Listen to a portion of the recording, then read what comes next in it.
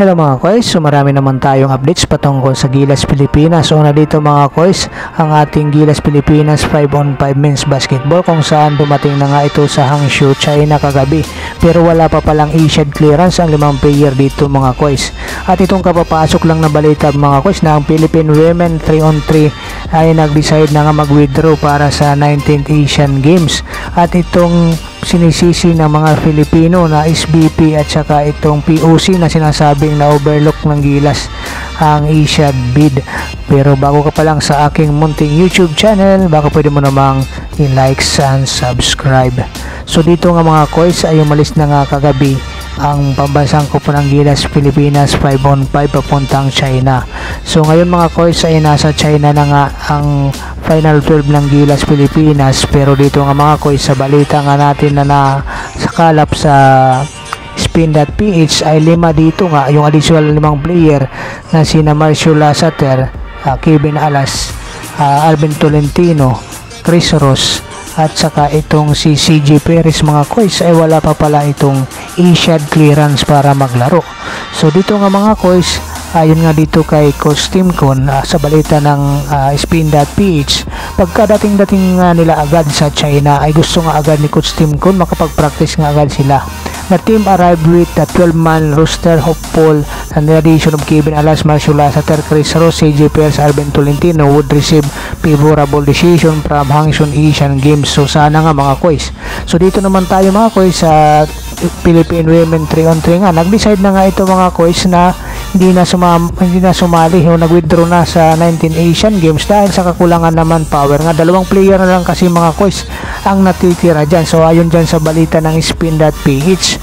So kaya nga no choice na nga itong si Sir Pat Aquino na mag-withdraw na nga lang sila kasi hindi po pwede magamit mga koys yung nasa 5-on-5 women basketball. So magkahiwalay pala ito mga koys. Kaya ang naiwan na nga dyan mga koys ay 2 player na lang na para sa 3-on-3. So kulang na nga sa manpower. Kaya nag-decide na nga dito mga koys ang Philippine Women Basketball sa 3-on-3 na mag-back out na nga. So dito naman tayo mga koys, may balita rin tayo dito sa 5-on-5 naman sa Women's Gilas Pilipinas din natin. Mayroon din palang problema katulad mga koys sa men's basketball. So ang kakulangan din dito mga koys ay lahat tinuturo nga ng SBP sa POC.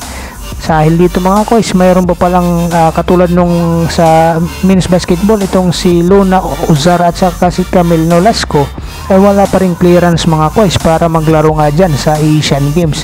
So parang ang hirap dito nga mga koys, lahat ngayon pumuputok na ang problema dahil dito sa kakulangan o kakapabayaan nitong SBP nga mga koys, kung saan itong ating women basketball 5-on-5 nga ay mayroon ng schedule nga mga koys.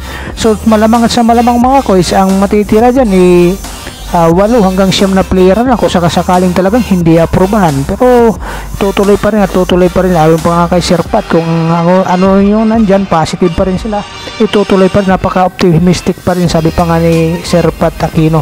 Optimistic pa rin sila dito sa mga mangyayari, itutuloy pa rin nilang laban. So ito nga mga koys, nakakapanggigil nga itong SBP at saka itong si POC dahil nga lahat ng problema dito nga mga koys sa kanila nga ito nagsimula. Kaya sinasabi lang busy sa World Cup hosting may have caused SBP to overlook Gilas Asia bid ayon kay Sir Bambol. Pero hindi siya dahilan mga koys na sasabihin dahil dun sa kabisihan sa preparation. Kaya ngayon mga koys, sino ang nagsasuffer? Itong ating mga athletes, sapagkat hindi lang ang basketball mga koys, baging ang ibang mga sports and discipline din nagkakaproblema sa mga listahan mga koys. Hindi lang ito yung basketball. Kaya sana sa susunod hindi na mangyari ito mga koys.